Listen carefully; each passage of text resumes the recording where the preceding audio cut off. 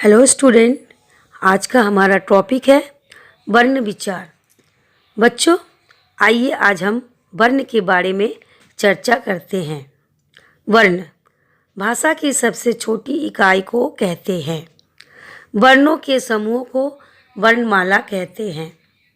मानक हिंदी वर्णमाला केंद्रीय हिंदी निदेशालय, भारत सरकार और राष्ट्रीय शैक्षिक अनुसंधान और प्रशिक्षण परिषद द्वारा मानक हिंदी वर्णमाला का निर्धारित रूप इस प्रकार है। मानक हिंदी वर्णमाला: स्वर अ, आ, ई, उ, ऊ, री, ए, ऐ, ओ, औ। व्यंजन: क, ख, ग, घ, अंग, च, छ, ज, झ, ञ, ट, ठ, ड, ढ, अण, त, थ, द, ध, न, प, फ, ब, भ, म, य, र, ल, व, तालव्य स, मूर्धन्य ष, दंती स, ह। संयुक्त व्यंजन: क्षेत्रीय त्र, आज्ञा स्र। आगत ध्वनियाँ आ, ज, फ। वर्ण के 3 भेद होते हैं: स्वर, व्यंजन, अयोगबा। अब हम इनके बारे में अलग अलग ढंग से पढ़ेंगे।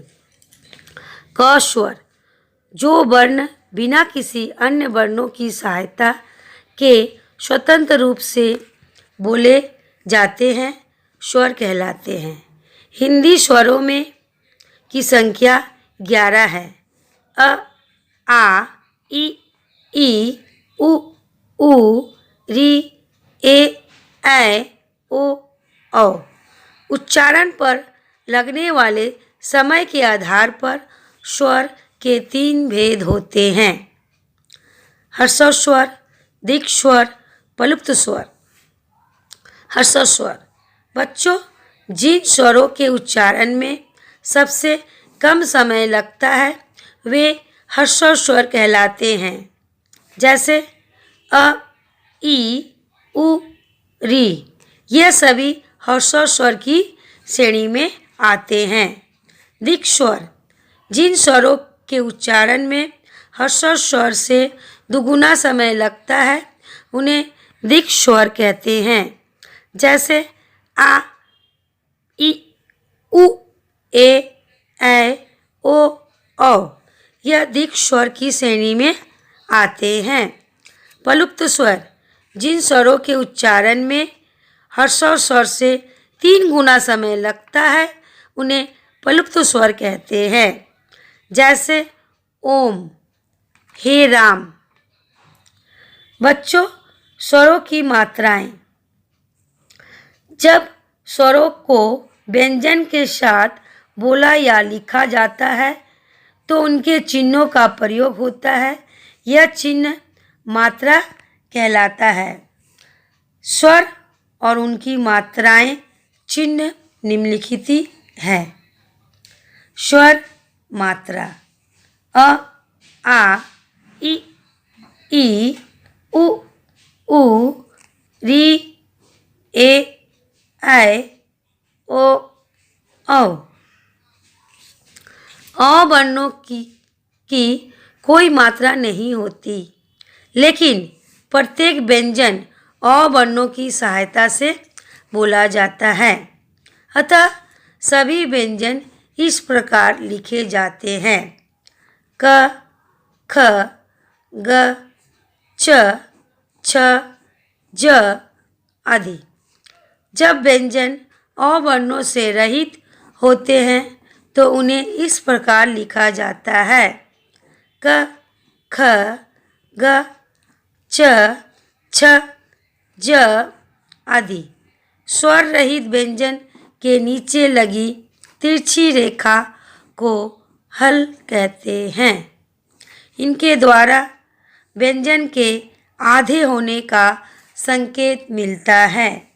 ख व्यंजन: बच्चों, इन वर्णों का उच्चारण स्वरों की सहायता से होता है, वे व्यंजन वर्ण कहलाते हैं।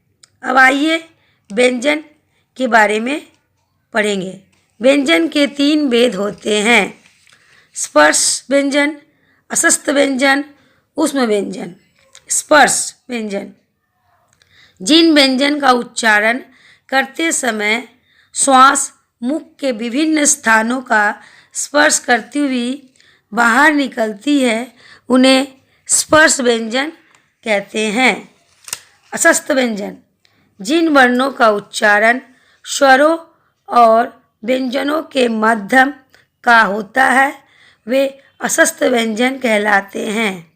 इनका उच्चारण करते समय जीभ मुंह के किसी भाग को भी पूरी तरह स्पर्श नहीं करता।